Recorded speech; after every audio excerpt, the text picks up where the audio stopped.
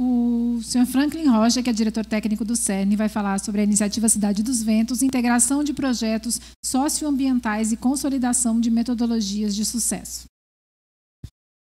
Boa tarde já, né? A gente já está agora, são 12h30, então vou tentar ser o mais breve possível na apresentação. A gente vai falar basicamente sobre um projeto de iniciativa do CERN, que é de Cidade dos Ventos, que tem aí, vai ser feita, na verdade, convênio juntamente com diversos órgãos, né? Ministério do Meio Ambiente, e a gente vem procurado, inclusive, as eólicas para trabalhar conosco em projetos de compensação socioambientais. Então, quais são os principais desafios hoje dos projetos socioambientais? Quais são os principais desafios? O principal desafio que a gente identifica são equipes, né? Geralmente as empresas eólicas, né, elas são voltadas à energia e tem seu quadro funcional voltado a questões técnicas da eólica e não do setor de compensação socioambiental. Então a gente vê muitas vezes que tem um profissional, 2 profissionais que são responsáveis pela implementação de N projetos. E esses N projetos das mais diversas linhas possíveis. Como a gente viu aqui da Serveng, tem um projeto voltado para a educação. Já tem outro da Voltalia voltado para a utilização de água, para a dessalinização de água e produção de renda através disso, que é o água renda. Então a gente verifica que cada empresa ela termina tendo que contratar esses perfis, né? E só nisso aí a gente tem, às vezes, os mesmos perfis em diversas empresas. Então a gente poderia otimizar isso. Com relação aos projetos, né? São projetos descentralizados. Vejamos bem, às vezes a gente faz um projeto num município que poderia ter um background aí de outros projetos para multiplicar o efeito, né? Se você faz um projeto, por exemplo, de dessalinização, você pode fazer um projeto de capacitação. Você pode também ir na mesma comunidade que tem aquilo ali, uma unidade produtiva, e você faz um projeto para levar aquele bem, para aquele produto, para o resto da população. Dinamizando assim a cadeia produtiva de uma comunidade rural e tornando a fixação do homem ao campo mais efetiva, né? Novos projetos, geralmente, têm metodologias que são desconexas. Os novos projetos eles não pensam em projetos já correm. E muitas vezes isso termina como a questão da descentralização das ações, ele termina não unindo forças. Faz com que realmente seja algo desconexo. Os projetos eles não se comunicam e têm um alto custo de desenvolvimento. Porque muitas vezes a empresa, como não tem uma experiência com aquilo, para desenvolver o projeto de compensação, ela termina tendo um custo muito maior, né? Às vezes com soluções, testando algumas soluções para poder ver qual é que teria mais sucesso. Alguns projetos, se fossem unificados, não haveria isso daí. Então, há pouca comunicação entre as empresas, certo? As empresas hoje elas não se comunicam entre projetos sociais e menor ainda com as ações governamentais, né? O governo ele tem desempenhado o seu papel, né? Principalmente em levar água a comunidades rurais, e a gente tem programas voltados a isso, energia também, mas essas ações não são ligadas às compensações das eólicas. E veja bem, elas estão agindo na mesma região. Se você for ver a região que tem mais potencial eólico e solar, é a mesma região que a gente está passando crise hídrica, é o semiárido brasileiro. Um dado aqui que eu tenho, na verdade são 2 dados importantes sobre a questão hídrica, para embasar um pouco a nossa conversa, é de que eu visitei as obras da transposição do Rio São Francisco nessa última semana e possivelmente vai durar mais de 1 ano e meio para ela estar pronta. O eixo norte. Isso significa basicamente que a região do Alto Oeste e a região ali do Ceará não vai receber essa água nem tão cedo. Então, se a gente não tiver o próximo ano de chuva, Fortaleza vai entrar em colapso. São 10 metros cúbicos por hora que não vai ser fornecido para a população. E, basicamente, eles estão procurando outras fontes alternativas. Estão colocando salinização de água do mar e tudo mais, mas aquele negócio, isso já deveria ter corrido há muito tempo. Ninguém imaginou que a gente ia ter 8 anos de seca, 7 anos de seca, né? E Fortaleza hoje, quer dizer, o Ceará hoje tem 9% de reservação. 9%. O Ceará inteiro. O Rio Grande do Norte hoje está com 14%. E 14% é por conta de Apodi. Dico, Açu. Armando Ribeiro Gonçalves hoje, ela é a maior reserva do Rio Grande do Norte em água, né? 2,4 bilhões de metros cúbicos. E hoje em dia está com menos de 400. É alarmante, preocupante. Se próximo ano não chover, a gente tem uma situação aí totalmente desesperadora. Pode passar. Então, o que é o Projeto Cidade dos Ventos, né? O Projeto Cidade dos Ventos, ele pensa em integralização de equipes. A Voltalia tem 3 caras muito bons que trabalham com isso. A Servieng tem uma pessoa ótima para trabalhar com educação. O Cerner está trabalhando com 3 pessoas voltadas a essa área de compensação de projetos. Tem também outra empresa aqui que tem mais 2 pessoas boas. Então, a intenção é formar uma equipe para que essa equipe trabalhe voltada a esses projetos, né? A empresa vai ter a identidade dela, mas a identidade dela vai ser voltada para otimizar aquele custo. Se a gente teria um projeto que hoje custa 2,4 milhões de reais, a gente pode reduzir ele para 1 milhão através de parcerias. Por exemplo, o projeto Água e Renda, ele foi baseado no programa Água Doce, né? Ele foi baseado e fizeram as modificações. Modificações essas que são modificações ótimas. Mas o governo ele poderia ter realizado uma parte, poderia ter realizado monitoramento, acompanhamento, facilmente. E isso a gente vem trabalhando juntamente com o Ministério do Meio Ambiente, através de uma cooperação, para que a gente possa ter esse tipo de trabalho, né? Para que a gente consiga unir forças justamente para essa área do semiárido que está precisando. Então, os projetos tendem, se as empresas se integralizam, as ações terminam sendo coordenadas, né? Os projetos terminam sendo consolidados antes mesmo de serem iniciados. Porque você tem uma equipe técnica para avaliar, você tem uma equipe técnica com experiências das mais diversas multidisciplinaridades. Então, fica um negócio mais executivo, né? Fora isso, a gente verifica também que existe complementaridade nos projetos. Por exemplo, eu não vou dizer hoje nunca que o programa Água Doce é um programa completo. Ele é um programa que tem suas deficiências, até porque ele é licitado. E como todo mundo sabe, qualquer projeto que é licitado, ele tem ele tem pouca capacidade de mutação. Ele não pode... a gente está precisando fazer uma adequação da caixa d'água. Quanto é que é o valor? Passou de 25%, já não faz mais. Então, existe uma dificuldade, até pela 8666, de como ela foi escrita, para a gente poder fazer a adequação do programa Água Doce, né? Então, a gente termina tendo que recorrer a outras fontes de financiamento ou outras fontes de capital. E aí pode ser também eólicas ou fundos internacionais. Com isso, a gente tem uma coordenação das empresas e também tem uma interação governamental nos projetos. Vejamos bem, hoje os diversos programas sociais do governo, eles fazem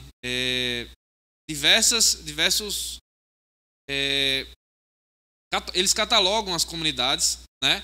Eles fazem diagnósticos nas comunidades e já tem diversos dados. Muitas vezes esses dados não são utilizados. Às vezes a gente chega numa comunidade, por exemplo, que ela tem um poço com 600 litros por hora. Pronto, o programa não pode entrar. Quem é que pode entrar? Não. Outro programa ou outra fonte poderia entrar. Mas aquele diagnóstico fica parado. Então a gente tem dados aí como nível de escolaridade média, desenvolvimento da comunidade, mortalidade infantil na comunidade. A gente tem diversos dados sociais e ambientais que podem ser utilizados para outros projetos. Mas por que não é utilizado, né? Porque não há integração tanto dos projetos socioambientais hoje, do governo, quanto das empresas eólicas, enfim. Pode passar. Então, como é que funcionaria, né? A gente teria uma entrada de projetos, né? Poderia ser através do CERN, trabalhando já como think tank nessa área. Teria uma avaliação interna, né? Do próprio projeto, da viabilidade, saber quem pode aportar recurso para aquele tipo de projeto. Teria um planejamento de como seria feita essa ação, teria a execução, o monitoramento e, através do monitoramento, a aplicação em novos projetos. Se você gera dentro de um projeto resultados excelentes ou resultados negativos, que também são considerados bons, a gente pode aplicar em outros projetos, né? Pode passar. E aí a gente teve a ideia de gerar um comitê de ação socioambiental, que é o quê? É um comitê das próprias empresas, certo? Voltadas à discussão dos projetos socioambientais a serem instalados, colocando em pauta o recurso a ser aportado, prazo a ser colocado, a capilaridade daquele projeto nas comunidades rurais, o que é que pode ser feito para se tornar um projeto de sucesso, né? A distribuição dos projetos de responsabilidade por grupos. Então, o projeto ele não vai ficar desconexo, né? Ele fica voltado para grupos. Por exemplo, esse projeto aqui ele tem afinidade com a cara da Voltalha, né? Então, a Voltalha ele seria o dono do projeto. Então, a gente distribuiria os projetos com as empresas, mas todas as empresas seriam envolvidas nos processos, né? Enfim, todas as empresas elas seriam voltadas a isso. Enfim, ele teria um acesso dos órgãos estaduais, federais, municipais, acesso de conselhos específicos, né? Como, por exemplo, o Conselho Estadual de Recursos Hídricos, Comitê de Bacia, poderia ter também o Conselho de Assistência Social, que tem hoje uma plataforma excelente de acompanhamento social, ampliação de projetos de sucesso, enfim, consolidação das estruturas, né, dos projetos em si. Pode passar? Hoje a gente tem projetos em execução já, né, que a gente vem fazendo parceria. Basicamente é o programa Água Doce, que é um programa do governo federal, do Ministério do Meio Ambiente, juntamente com os governos estaduais. Ele está presente em 10 estados hoje, certo? Tem o projeto Água e Renda da Voltalha, que é um projeto de sucesso também, que a gente vem puxando também, que é irmão, vamos dizer assim, do programa Água Doce. E tem projetos em fase de desenvolvimento, juntamente, inclusive, que está aqui o professor Sebastião, né, e o professor Hiro, que é compostagem, pesca em comunidades rurais e diagnóstico para mapeamento de ações de responsabilidade socioambiental. Então a gente vem desenvolvendo esses outros projetos e outros projetos podem integralizar essa carteira, né? Ali embaixo a gente tem inclusive fotos, só voltando rapidinho, fotos da unidade produtiva de Catinga Grande, que fica em Jardim de Seridó, onde a gente tem aí peixe, plantação de atriplex para uso bovino, né? Pode passar.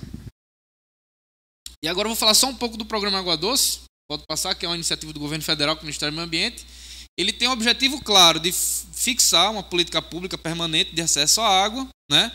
Se vocês conhecerem, ou acho que a maioria de vocês conhece a nossa realidade do sertão, as comunidades rurais, muitas vezes, elas bebem água salobra mesmo, né? As crianças bebem aquela água salobra e a mortalidade infantil é muito alta, né? Então, o programa Água Doce ele tem o objetivo de fixar essa política pública de acesso à água de boa qualidade. Pode passar.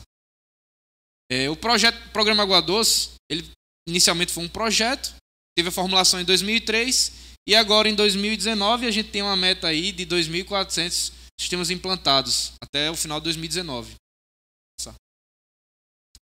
A gente tem um arranjo institucional dentro do programa Água Doce, ao qual eu sou consultor tanto no Ministério do Meio Ambiente em aplicação tecnológica quanto no governo do estado em dessalinização.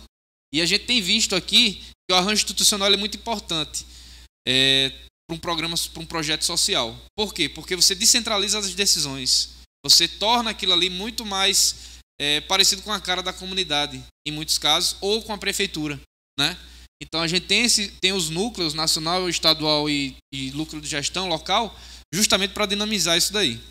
Pode passar. O sistema de salinização é isso daqui que vocês estão vendo, o simplificado, certo? Ele é composto por um poço, ele tem uma caixa de água bruta, onde ele armazena essa água do poço, passa por um sistema de desalinização, onde a gente obtém duas águas, que é uma potável e uma concentrado. Essa água potável é disponibilizada diretamente por chafariz, né?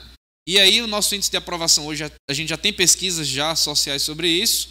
Nosso índice de sucesso, dos 68 que a gente tem instalados hoje no Rio Grande do Norte, 67 estão plenamente funcionando. Um não está funcionando por problema de energia. Então, estão em plena utilização. As comunidades estão utilizando aquela água. A maioria não tem mais água de nenhum outro uso. carro-pipa ficou muito caro para a prefeitura, a prefeitura cortou, então a gente está mantendo as comunidades com essa água. Aqui é o sistema de produção integralizado, onde a gente tem aquele mesmo sistema que a gente viu antes, certo? Sendo que com a unidade de produção, que é o quê? São 2 tanques de criação de peixe, tilápia, né? O Água e Renda fez 6 tanques de peixe e um tanque de concentrado, que é justamente para aquela água que a gente não está conseguindo utilizar no processo, um excedente de água concentrada, a gente coloca nesse tanque para que tenha uma destinação mais corretamente possível com relação ao meio ambiente. Pode passar.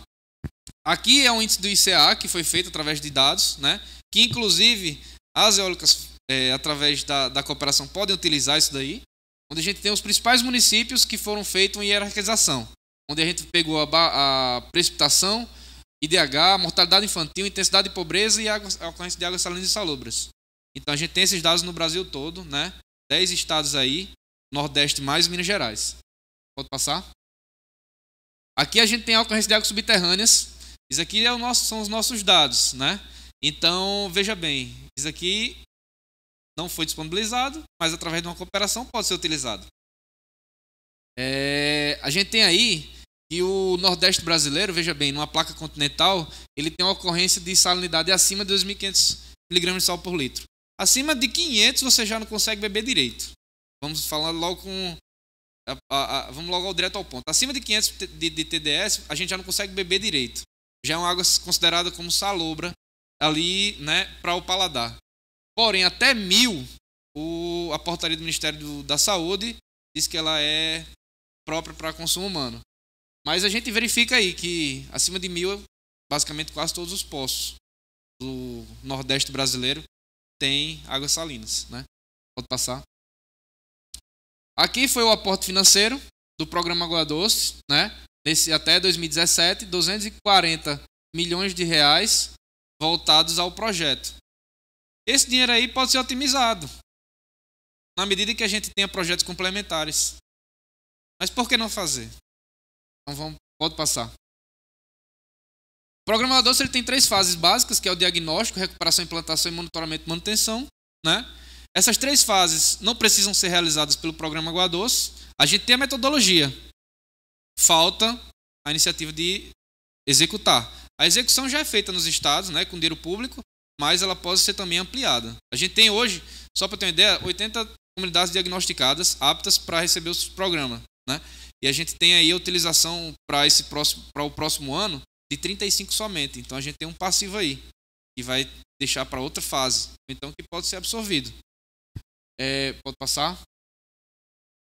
A primeira fase é o diagnóstico, né, que são feitas a caracterização da condição socioambiental, análise física bacteriológica do poço e das águas também presentes naquele meio.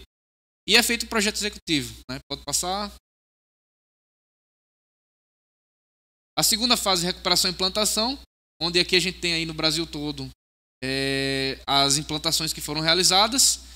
A execução já foi 430 até 2016, a meta agora para esse ano foi dos 770, até 2018 mil sistemas, né? Pode passar. Aqui são fotos do sistema hoje aqui, implantado. São sistemas simples, né? Pode passar. A terceira fase é tem um arranjo bem detalhado e pronto já, que é a operação, manutenção e monitoramento da qualidade. Pode passar. Aqui é uma unidade demonstrativa de Catinga Grande, São José de Seridó, como já foi falado. Aqui foi a inauguração do sistema de Maria da Paz, fotovoltaico. E aqui foi a revitalização que nós fizemos para a consolidação dos sistemas de desalinização com energia solar, que é exclusivo, inclusive no Brasil, que estão tentando copiar, inclusive, para a África e também a Índia. Tem diversos países tentando copiar esse mesmo projeto. Tá? Isso aqui foi da inauguração, com diversos organismos internacionais, todo mundo trabalhando em prol do programa. Inauguração de 68 sistemas da finalização. As perspectivas, né? Basicamente, ampliar a utilização de energia solar fotovoltaica nos sistemas e ampliar a metodologia do PAD para diversos outros projetos. O custo unitário a gente já tem detalhado, já tem tudo planilhado. Aqui, basicamente, são as ações, né, visando a integralização das comunidades rurais com com o campo. A gente podendo agora fixar eles ao campo. E é isso aí, obrigado. Acho que eu, inclusive, passei do tempo, mas fica aí a mensagem. Ok, obrigada. Se alguém tiver